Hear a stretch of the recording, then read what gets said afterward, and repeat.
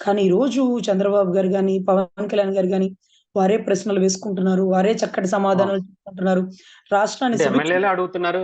రాష్ట్రంలో ఇలా ఇబ్బందుంది. నాకు ఈ కాలుష్యం ఉంది అని చెప్పి విశాఖ ఎమ్మెల్యే గారు మాట్లాడుతున్నారు. అంటే దానికి సంబంధించి వాళ్ళకి వాళ్ళే అంటే అంటే ఈమె యాక్చువల్‌గా చాలా మంది అనుకున్నారు మేడం. అంటే పవన్ కళ్యాణ్ గారు అసెంబ్లీకొచ్చిన తర్వాత చాలా బావుంటది అసెంబ్లీ చూడడానికి. అంటే జగన్మోహన్ రెడ్డి గారు లాంటి వ్యక్తి ఉన్నప్పుడు ఆయన ప్రతిపక్ష పాత్రలోనో లేదంటే నార్మల్‌గా ఒక ఎమ్మెల్యే గానో గతంలో అంటే మాజీ సీఎం గాను.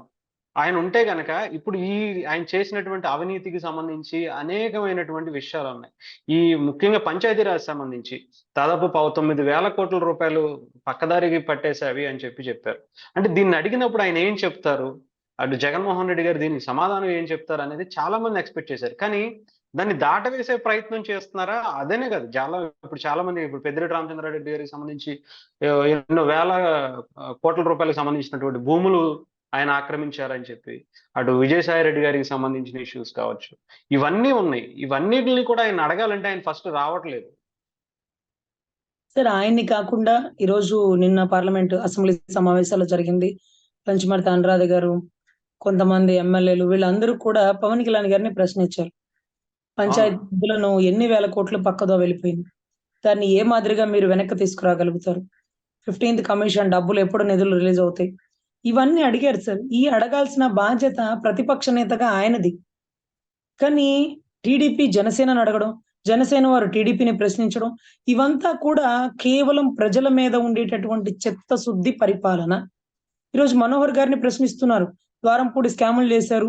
బియ్యం లేకపోతే కల్తీ బియ్యమో, లేకపోతే బియ్యం రవాణాలో అతని పాత్ర ఉంది అన్నారు కదా! మరి అతని మీద ఎందుకు చర్యలు తీసుకోవట్లేదు?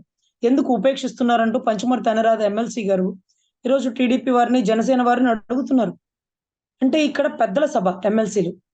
వీరు ఈ అవును. ఎమ్మెల్యేలని ప్రశ్నిస్తున్నారు. పరిపాలన సుభిక్షంగా చేయాలనుకుంటున్నారు. అందరూ కలిసి వాళ్ళలో వాళ్ళకి 100 విభేదాలు ఉండొచ్చేమో. కానీ ప్రతి ఒక్కరు రాష్ట్రం బాగుపడాలని కోరుకుంటున్నారు. కానీ అదే పాత్రలో ఉండాల్సినటువంటి ప్రతిపక్ష నేతగా ఉన్నటువంటి వీళ్ళు పవన్ కళ్యాణ్ గారిని ప్రశ్నించొచ్చు. పంచమర్తి అనురాధ గారిని ప్రశ్నించొచ్చు. ఇక చంద్రబాబు గారిని, లోకేష్‌ని అందరిని ప్రస్తావించొచ్చు. కానీ అలా ప్రశ్నించకుండా ఢిల్లీకెళ్ళి వీరంగం వేస్తూ రెండో బీహార్, ఆంధ్ర రాష్ట్రం ఇక్కడ రౌడీ రాజకీయాలు జరుగుతాయి. చిన్న కుర్రోడిని నరికేస్తారు. మీరు ప్రాజెక్టులు తీసుకొద్దాం అనుకుంటున్నారు. మీరిక్కడ బిజినెస్‌లు చేయాలనుకుంటున్నారు. మిమ్మల్ని కూడా నరికేస్తారు. ఆంధ్ర రాష్ట్రం అంటే అలాంటిది. కావాలంటే చూడండి ఈ రాష్ట్రం నుంచి ఎంతమంది ఢిల్లీకొచ్చి ప్రాణాలతో పోరాడుతూ ప్రెస్ మీట్లు ఇచ్చారు. సీఐడీ వచ్చారు. అడిషనల్ అడ్వకేట్ జనరల్ వచ్చారు. పాపం నీటిపారుదల శాఖ మంత్రి వీళ్ళందరూ ఢిల్లీకి ఎందుకొచ్చారంటే ఆంధ్ర రాష్ట్రంలో ప్రెస్ మీట్ పెట్టుకునేంత సాహసం కూడా మేము చేయలేం. ఆంధ్ర రాష్ట్రం వాళ్ళు అలా ఉన్నారు అంటూ మనల్ని మనమే విలువలు దిగజారుస్తూ ఢిల్లీలో ఈరోజు పనికిమాలిన ధర్నాలు చేస్తుంటే ఏమనాలి సార్? ఇక్కడ సెంట్రల్ నిధులిస్తుంది. సెంట్రల్‌కి బాధ్యత ఉంది. అమరావతిని ఉద్ధరిస్తానంది. అందుకే కూటమి కలిసింది. వాళ్ళిచ్చేది పావలనే సార్. ముప్పావల పక్క దేశాల నుంచి మన రాష్ట్రానికి పెట్టుబడులు పెట్టాల. ఫర్ సపోజ్ అబుదాబి వాళ్ళున్నారు. ఒక ప్రాజెక్ట్ ఇక్కడ తీసుకురావాలనుకున్నారు. కానీ ఎవరు భయపెట్టారో, ఏం జరిగిందో తెలీదు. ఆలోచిస్తున్నామండి అంటూ వెళ్ళిపోయారు. 25 ఎకరాలు ఒకేసారి తీసుకుందాం అనుకున్నారు. అక్కడేదో ఒక మంచి వండర్‌ఫుల్ ప్రాజెక్ట్ తెద్దాం అనుకున్నారు. చెత్త మీద పన్నేసినోడు ఒక పక్కన, చెత్త ద్వారా బంగారాన్ని సృష్టించాలనుకున్నోడు ఇంకొక పక్కన. నక్కకి, నాగలోకి అనుకున్నంత తేడా లేదండి. చెత్త మీద అవును. గ్యాస్ సృష్టించొచ్చు. అది ఎలా గ్యాస్ చేయాలి? బయోగ్యాస్‌కి ఎలా చేయాలి? ఇవంతా కూడా ఎంక్వైరీ చేస్తున్నారు. దీని గురించి తెలుసుకుంటున్నారు. శాఖ చాలా పెద్ద శాఖ అండి. చాలా వాస్ట్ అది. పంచాయతీ శాఖ గాని, పర్యాటక శాఖ గాని. నిన్న మొన్న వీళ్ళందరూ అడుగుతున్న ప్రశ్నలు అలా అడగాల. అలా అడిగితేనే ఆయన దాని గురించి ఇంకా కూడా అవును. అభ్యసిస్తారు. ఇంకా కూడా దాని గురించి శోధిస్తారు. విలువైన విషయాలను తెలుసుకుంటారు. చక్కగా సమాధానం చెప్తారు. అదే రకంగా రేపు పవన్ కళ్యాణ్ గారు కూడా ఐటీ శాఖను అలాగే ప్రశ్నిస్తారు. మీ శాఖ తీసుకున్నాక ఇక్కడ ఎంతమందికి ఉపాధి కల్పించారు? స్కూల్లు మీ తర్వాత నాడు నేడు తర్వాత ఎంత డెవలప్ అయినాయి? పిల్లలకి ఆ బైజూస్ తీపిచ్చి స్కూల్ ఎడ్యుకేషన్ ఎంత వరకు పెంచారు? డీఎస్ ఎన్ని రిలీజ్ చేశారు? ఇవంతా జనసేన టీడీపీని, టీడీపీ జనసేనని, బీజేపీని ఇదంతా అడుగుతారు. ఇదంతా వాళ్ళలో వాళ్ళకి వివాదాలు ఉండవండి. వీళ్ళందరూ ప్రజల మంచి కోసం అసెంబ్లీ సాక్షిగా పోరాడేవారు. సో, ఖచ్చితంగా ప్రతిపక్ష పాత్రను కూడా వారే నెత్తినేసుకొని బాధ్యతాయుతంగా చేస్తున్న సుపరిపాలనకి నిజంగా మా తరపు నుంచి ధన్యవాదాలండి.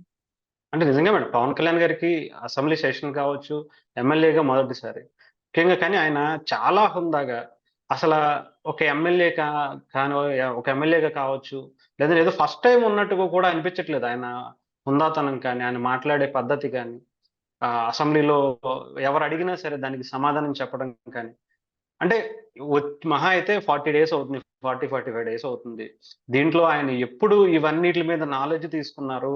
ఎప్పుడు వాటిలి గురించి తెలుసుకున్నారు? అంటే చాలా మంది పవన్ కళ్యాణ్ గారిని చాలా చాలా తక్కువ అంచనా వేశారు మేడం. ముఖ్యంగా ఏమో ఒక్కసారే మంత్రి పదవి, అది కూడా అన్ని శాఖలు తీసేసుకుంటే ఆయన చాలా ఇబ్బంది పడతారేమో, సరిగ్గా చేయలేరేమో అని. కానీ ఇప్పుడు ఎలా అనిపిస్తుంది మేడం? ఆయన మాట్లాడుతుంటే వాటిల మీద అవగాహనతో క్లారిఫికేషన్ ఇస్తుంటే ఎలా ఉంది మేడం? ఆయన అవగాహన వచ్చిందా అంటే, ఇంకా రాలేదు, ఇంకా నేర్చుకుంటున్నానంటారు. ఆ! నిరంతర విద్యార్థి లాంటి వ్యక్తి. మొదలే పుస్తకాలంటే చాలా ఇంట్రెస్టు. ఎన్నో పుస్తకాలు చదివేవారు. ఇప్పుడు ఫైల్స్ చదువుతున్నారు. చదువుతుంటే ఆశ్చర్యం వేసింది. ఈ ఫైల్స్ చదవకముందు నేను జీతం తీసుకుంటాను అని సగర్వంగా చెప్పిన వ్యక్తి ఈ ఫైల్స్ చూసాక, లోటు బడ్జెట్‌లు చూసాక, 14థ్ కమిషన్ డబ్బులు ఎటు వెళ్ళిపోయినియి, ప్రజలకి ఏదైతే రాష్ట్ర ప్రజలకి ముఖ్యంగా గ్రామీణ ప్రాంతాల వాళ్ళు ఎదుర్కొంటున్న సమస్యలు చూస్తుంటే ఆశ్చర్యం అవుతుంది. గ్రామ స్వరాజ్యం అంటూ ఆ రోజు మహాత్మా గాంధీ గారు సర్పంచులకు ప్రాధాన్యత కల్పించండి. సర్పంచే ఆ మండలానికి, ఆ చిన్న చిన్న వర్గాలకి, ఆ గ్రామాలకి అతనే రాజు. ఎందుకంటే చాలా మందికి ఎమ్మెల్యేలు, ఎంపీలు, సీఎం ఎవరో కూడా తెలీదండి పొలాల్లో పనిచేసుకోవాళ్ళకి. సర్పంచ్ గారు అనే మర్యాదిస్తారు. కానీ ఈరోజు ఆ సర్పంచ్ చేతిలో అధికారం లేదు. సర్పంచ్ చేతిలో డబ్బు లేదు. వాలంటీర్ కూడా సర్పంచ్‌ని ప్రశ్నించే పరిస్థితికి దిగజార్చారు. సో, ఇవన్నీ కూడా ఆయన తెలుసుకున్నారండి. ఇవన్నీ ఒక ఎత్తయితే 9,000 కోట్లు పక్కదో వెళ్ళిపోయినాయి. ఇవి ఎలా వెనక్కి తీసుకురావాలి? ఏసీపీ దాడులు చేయాలా? ఏదైతే ఈ శాఖలో తప్పు చేస్తున్న వారి మీద, అసలు ఈ నిధులు దేనికి ఖర్చు పెట్టారు? ఇది ఎందుకు ఖర్చు పెట్టారని ఎవరిని కదిలిచ్చినా ఎంతమంది గవర్నమెంట్ ఎంప్లాయీలు దోషులుగా బోనెక్కుతారు?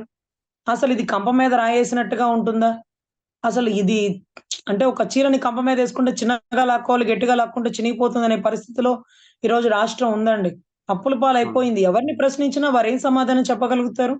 ఏ పంచాయతీ సెక్రటరీనో, ఎండీఓనో, ఆర్డీఓనో, కలెక్టరో తినే స్థాయి లేదిక్కడ. వాళ్ళని అడ్డం పెట్టుకొని పెద్ద పెద్ద తిమింగలాలు తినేస్తున్నాయి.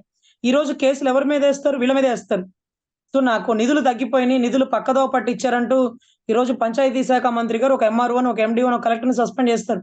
కానీ ఎవ్వరి అకౌంట్‌లో రూపాయి పోలేదు. వీటి ఎనకాల ఉండే తిమింగలాలు తినేసినియి. మరి దాన్ని ఎలా వెలికి తీయాలి? ఈ 14థ్ కమిషన్ డబ్బులు ఎటెళ్ళిపోయినియి? ఇప్పుడు సెంట్రల్ ఇచ్చిన డబ్బులు ఏ మేరకు ఉపయోగపడతాయంటే నిన్న మొన్న చెప్పారండి. వచ్చేది వర్షాకాలం. పంచాయతీ శాఖలో బ్లీచింగ్ ఎయడానికి కూడా డబ్బులు లేవు. ఏం చేయాలి పరిపాలన? ఎలా చేసేశారు రాష్ట్రాన్ని అంటూ నాకు జీతం వద్దు, ఫర్నిచర్ వద్దు. నేను నా డబ్బులతో ఫర్నిచర్ కొనుక్కుంటాననే పరిస్థితికొచ్చారండి. ఎందుకు ఈ ఫర్నిచర్ అంటున్నానంటే, కొడవలి శివప్రసాద్ గారిని రోడ్డు మీదకి తీసుకొచ్చింది ఈ ఫర్నిచర్. అవును.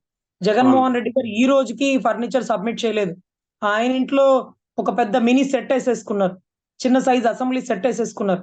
ఆ అసెంబ్లీ సెట్‌లో ఈయన అక్కడ ముఖ్యమంత్రి, ఎమ్మెల్యేలు, ఎంపీలు, మినిస్టర్‌లు, కలెక్టర్‌లు అందరొచ్చి అక్కడ కూర్చుంటున్నారు. నిన్న చంద్రబాబు గారి ప్రమాణ స్వీకారం అప్పుడు వెళ్ళానండి. బొకే ఇవ్వడానికి వెళ్ళినప్పుడు ఆ సెట్టింగ్ చూసాం. చూస్తే ఇది కాదు సార్ టీవీలో వచ్చేదని చెప్పి అక్కడ పక్కన అతనికి చెప్పాను. ఇదెందుకొస్తదమ్మా తాడేపల్లి ప్యాలెస్‌లో రన్ చేసేవారు. అసలు అసెంబ్లీలో అడుగే పెట్టలేదన్నారు. నిన్న మొన్న మాకు సంబంధించిన పర్యాటక శాఖ మంత్రి కందుల దుర్గేష్ గారు రూమ్ అంతా బాగు చేస్తున్నారు. ఎందుకు సార్ నిన్న మొన్నటి దాకా వాళ్ళు వాడిందే కదా! వాళ్ళెప్పుడొచ్చి చచ్చారు? ఎప్పుడు వాడారు? మొత్తం రంగులేసి అన్ని కట్టించుకొని కుర్చీలు, బెంచీలు కొనుక్కొని తెచ్చుకుంటున్నారు. సో, ఇటువంటి పరిస్థితుల్లో అసెంబ్లీలో కూడా అడుగు పెట్టకుండా అవినీతి పరిపాలనంతా తాడేపల్లి ప్యాలెస్ అడ్డాగా చేశారండి. నిజంగా మాకు చాలా ఆశ్చర్యం అవుతుంది. ఇప్పుడిప్పుడే అసెంబ్లీ నిండుగా ఉంటుంది. గేట్ల బయట జనం ఉంటున్నారు. అంతకుముందు కేవలం ఆయన అసెంబ్లీ సమావేశాలకి తప్ప ఒక్క మినిస్టర్ కూడా చాంబర్‌లో ఉండరు. మినిస్టర్ లేకపోతే తదితర ఎమ్మెల్యేలు గాని, లేకపోతే వారికి సంబంధించిన కలెక్టర్‌లు గాని, ప్రిన్సిపల్ సెక్రటరీలు గాని వచ్చేవారు కాదు. కేవలం గెస్టెడ్ క్యాడర్ స్టాఫ్ మాత్రమే జీతాల కోసం చక్కగా నిర్విరామంగా వాళ్ళ పని వాళ్ళు చేసుకునేవారు, వెళ్ళిపోయేవారు. సో, ఇంత దాని కోసం అసెంబ్లీ బాయ్‌కట్ అంటారు. ఆయన ఏమొచ్చాడు? ఏం జేశాడు? ఆ కాన్వాయ్ వెహికల్ ఏసుకొని ఇప్పుడొస్తుంటే ఆయన ఒక సాధారణ ఎమ్మెల్యేనా?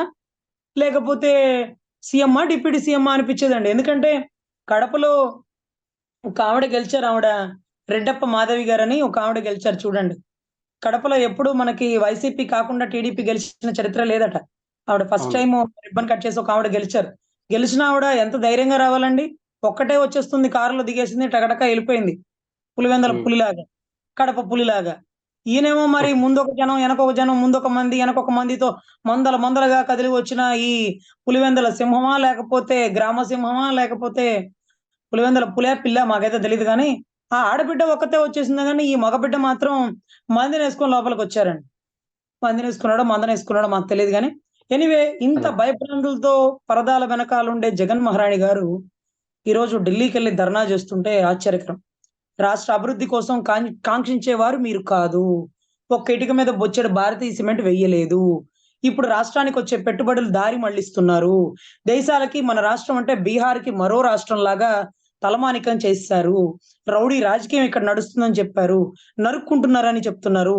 చెత్త చెత్త పబ్లిసిటీ అంటే నేషనల్ ఛానెల్స్ ముందు మీరు ప్రవేశపెడుతున్నారు. దయచేసి రాష్ట్ర విలువల్ని దిగజార్చకండి. మీరు బెంగుళూరు వాసే. పెరిగింది ఇక్కడైనా మీ దందా అంతా బెంగుళూరులో నడిపారు కదా! కానీ మీరు పక్క రాష్ట్రానికి వెళ్ళిపోతూ మా రాష్ట్రం మీద బురద జల్లొద్దని నా వినతిపూర్వక అభ్యర్థనండి.